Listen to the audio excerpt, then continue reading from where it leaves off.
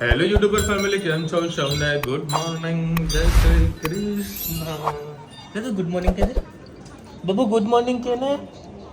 કાલ આપણે ક્યાં ગયા હતા? તો ગાર્ડનમાં ગયા હતા ને. બકુ ભરું તને. હા એવું રોટલી 12 કિલો બાદ એનું હેરાન નહીં કર્યું ને. કાલે મેં કીધું ચલો ઘરે જઈએ પણ ના આવી. પણ અસ્કરે કે મારી ખબર હતી નીચે હું રસ્તા મૂકી દીધો, પડી ગયો ને એટલા માટે આવી કે છે ને માટીમાં પડી એટલે કે હા હેડો ઘરે, એટલે થોડી ડરી ગઈ. ફટાફટ આવ્યા અને મસ્ત એક્સરસાઇઝ લોકો મને કરાવી. પછી હવે હા કરે. ચલો ભાઈ, મસ્ત બનાવી દીધું છે. દૂધી ચણાનું શાક અને રુચિતા તારા બનાવી દૂધી ચણા દાળ, દૂધી ચણા દાળ, ગરમા ગરમ રોટલી. અને 9 ના 10 તો થઈ ગઈ છે. હજુ 5-6 મિનિટ બીજે વધારે લાગશે.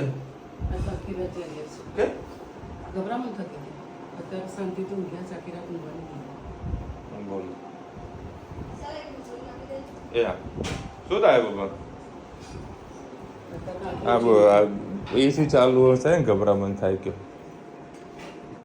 જય શ્રી કૃષ્ણ સૌને મારા સવારના રસોડામાં આપનું સ્વાગત છે. આજે દૂધી ચણાની દાળ બનાવીએ. 3-4 ભરી જેવું તેલ મૂકીએ છે, એમાં રહી નાખીએ છીએ. રહી સરસ પતરી જાય એટલે આપણે મસાલો કરીએ. પેલી લાલ મરચાં અને તમાલપત્ર,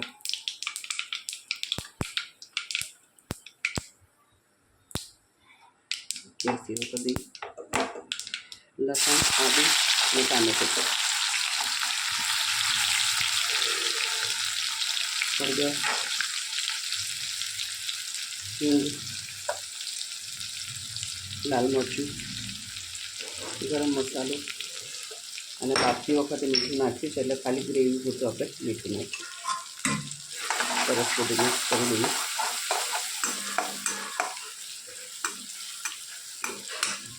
આમાં તમને ડુંગળીની ફ્લેવર ગમતી હોય તો તમે આની અંદર નાખી શકો છો. મસાલો આપણો થઈ ગયો છે.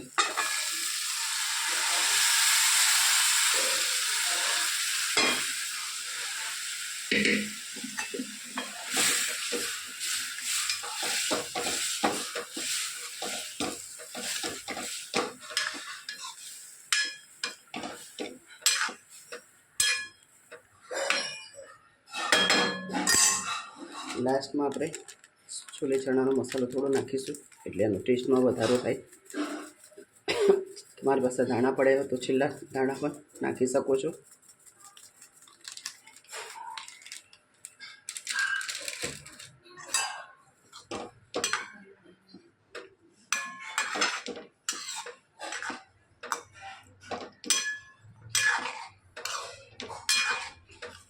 અત્યારે આવી જાડી જ રાખીશું દાળ. ઢોસાનું ટિફિન ભરાઈ જશે એટલે આપણે થોડોક રસો કરી અને પાતળી કરીશું. થોડીક વાર હવે આપણે એને ઉકળવા દઈએ. કોમેન્ટમાં ચોક્કસ છે કે જો દૂધી ચણા દાળ તમને કેવી લાગી. જય શ્રી કૃષ્ણ સૌને મારા સાંજના રસોડામાં આપનું સ્વાગત છે. આજે આપણે પુલાવ બનાવી તમારી સાથે રેસીપી શેર કરું. 3-4 પર જેવું તેલ નાખી દીધું છે, રાઈ નાખ્યું છે. આના અંદર મેગીનો મસાલો, બિરયાની મસાલો અને ફ્રાઈડ રાઈસ મસાલો, સિંગદાણા, કઢી પત્તા અને તમાલપત્ર. આ થોડી દૂધી ચણાની દાળ બચી છે. આના અંદર કેપ્સિકમ, ગાજર, બટાકા, ડુંગળી એટલું નાખીને સરસ કટિંગ કર્યું છે. અને મોટા બાસમતી ચોખાને મેં અડધો કલાક પહેલાં પલાળી દીધા છે. રહી આપણી તતરી ગઈ છે. એની અંદર આપણે 3 જાતના મસાલા બધું નાખી દઈએ. સાથે સાથે આપણે કઢી પણ નાખી દઈએ એટલે આપણો મસાલો બળી ના જાય.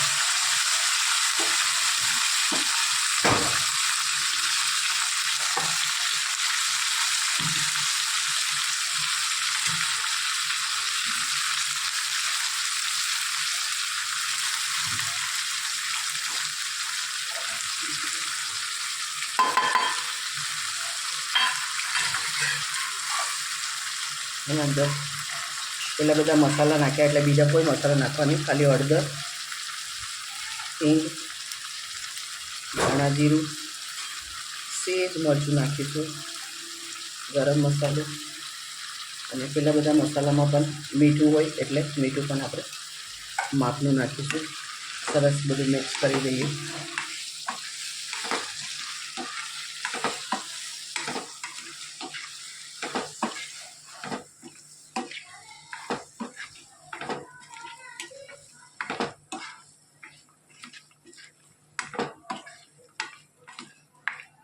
બસ 2 મિનિટ એમને આપણે થવા દઈએ. પછી આ ગરમ ઉકાળું પાણી મૂક્યું છે, પછી આપણે નાખીએ. પહેલાં 2 મિનિટ એને થવા દઈએ. 2 મિનિટ માટે મસાલો થવા દઈએ. હવે આપણે ચોખા નાખી દઈએ.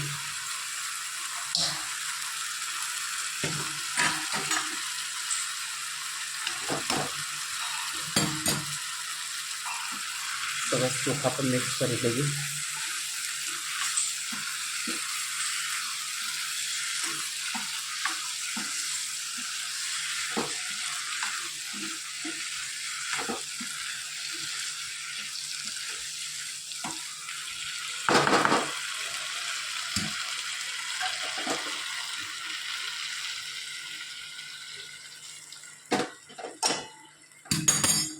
ઉકળતું પાણી આપણે નાખવાનું એટલું કારણ કે આપણે એની પ્રોસેસ ઠંડી ના પડી જાય અને ફટાફટ આપણી વસ્તુ ચડી જાય અને બધી વસ્તુ સરખી રીતે થઈ જાય. કંઈ પણ વસ્તુ અંદર દથરી ના જાય. જો જોઈ શકો છો ગરમ પાણીને લઈને તરત જ એની અંદર ઉકાળો ચાલુ થઈ ગયો. કોમેન્ટમાં ચોક્કસ છે કે જો અમારો પુલાવ કેવો લાગ્યો. છેલ્લા લાસ્ટમાં તમને બતાવીશ અમે પુલાવ કેવો બનાવ્યો. કેમ મારી રાહ જોતી હતી? શાક રોટલી નહીં ખાવી?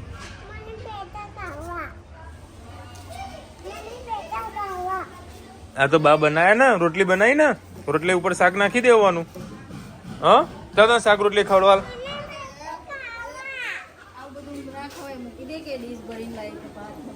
જો પાપા ખવડાવે ને બેટા.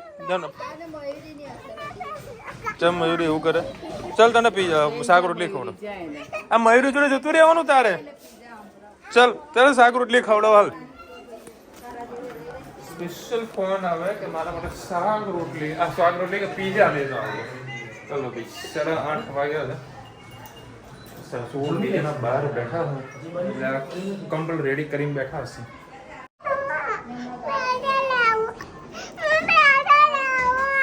જો ચાવી સુધી લઈ લીધી આને.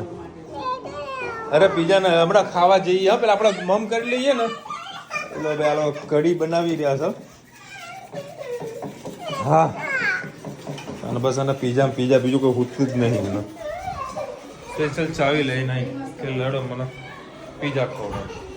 બેટા આપણે જમીને જઈએ ને અને પીઝા ખવડાવો કે દાડો ભરવાનો નહીં આવ્યો. ચૂપ નહીં થાય રે.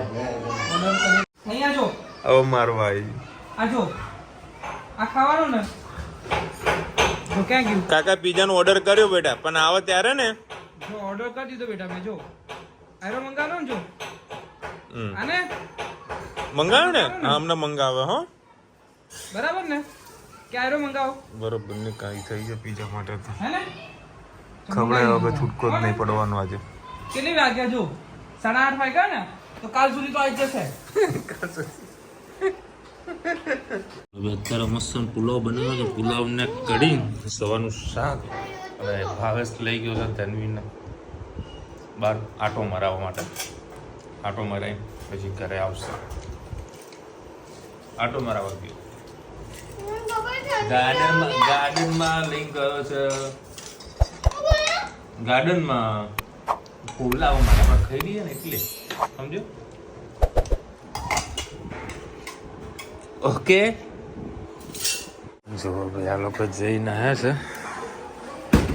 તને ક્યાં ગયા હતા?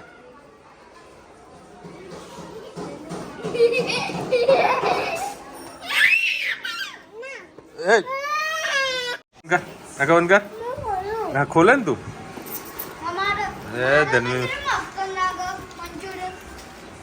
કેવા છે? કાકા થેન્ક યુ કીધું તે? થેન્ક યુ ક્યાં તને?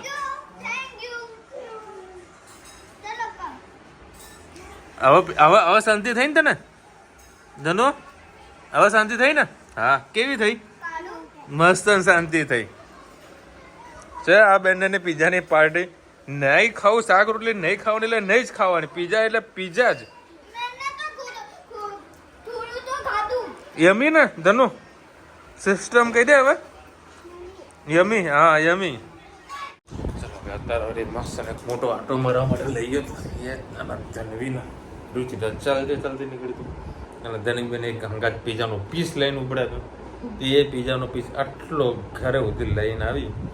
રસ્તા વચ્ચે પહોંચી અને યાદ આવે કે મારા ચપ્પલ તો મેં લીધા જ નહીં. મેં તો હારું ઊભી રહ્યા ઘરે ચપ્પલ લેવા માટે. માસા આજે એવી જોર જીદ કરી હતી કે ન પૂછો વાત. અસ્કરા ભાવાસર જવું પડ્યું. મારી ગણતરી હતી અમે લોકો જમી પણ સાંજે વળી પીઝા ખાવા જઈએ એમ. બધું કઢી ખીચડી બી ખવાઈ જાય એમ. પણ એને તો વળી પીઝા જ ખાવા હતા. 6 વાગ્યાનો રેકોર્ડ ચાલુ થયો ના હોય એ ભાસ બહારથી બંધ કરજે. ભાવેશ આ બહારથી બંધ કરજે. નમ્રતાબેન લખી રહ્યા છે વિસરભાઈ મહાનારાયણ નું તેલ આવે છે એનાથી માલિશ કરો. અચ્છા પૂછ્યું તું ડોક્ટરને બતાવો કે બસ ડોક્ટરને પૂછ્યું તું કયા તેલથી માલિશ કરવાની બહાર પૂછવું પડે. નથી પૂછ્યું. અમને તો તલનું તેલ વાપરે છે. કારણ કે હું બીજું તેલ વાપરવા બેસે તો પ્રોબ્લેમ એવું થાય છે કે સ્કિનમાં પ્રોબ્લેમ છે. 1 મહિનાથી 15 દિવસથી દવાઓ નહીં પીતી ને એટલે ચાલુ થઈ જાય. હા કાલે આપણે ક્વેશ્ચન પૂછ્યો હતો કે ચોમાસામાં લોકોને શું શું ખાવું ગમે. દાલવાળા ભજીયા એ મીટિંગ મૂનસૂન રાહા કુંભણિયા ભજીયા સરસ મજા આવે.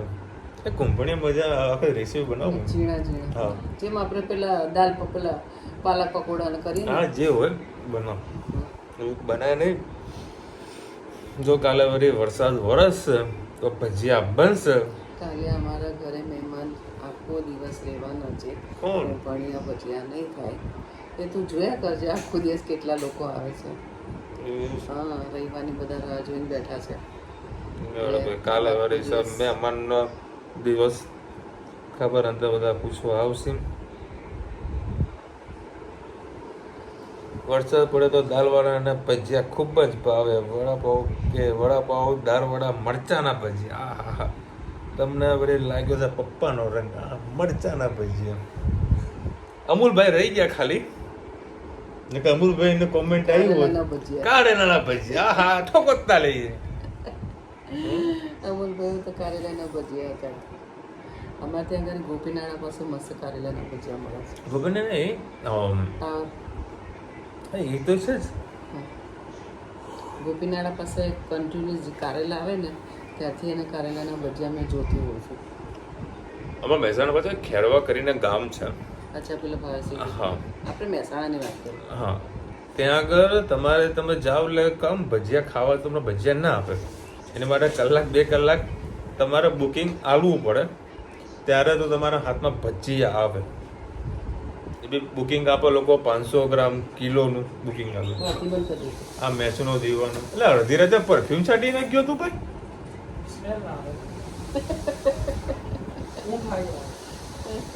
બાપ રે બાપ મારું મગજ ખરાબ થઈ જવાનું. પરફ્યુમ હતું.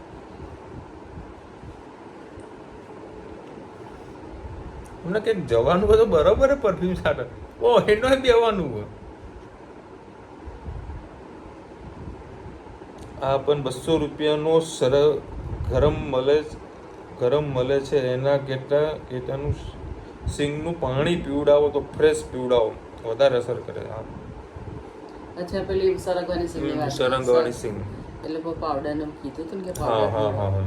અત્યારે સરગન સિંગ મળે છે બજારમાં. આવતીકાલે પારુલબેનનો જન્મદિવસ છે. Parulbhai wish you many happy return of the day.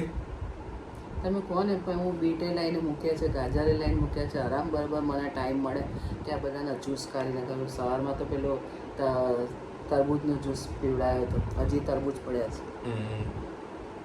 તરબૂચનો juice કાઢી પીવડાવ્યો. એક હકીકતની વસ્તુ પહેલાં તો તરસતા હતા બરાબર, હવે પડ્યું છે ખવાતું નથી. ઘરમાં જે કે ભાઈ પપ્પાને વસ્તુ થયું ને એ ખાવા પીવાના કારણે જ થયું, ન ખાવું ટાઈમસર ના ખાવું આ વગર બધું થયું છે. અમને એક કોમેન્ટ આવી હતી બેન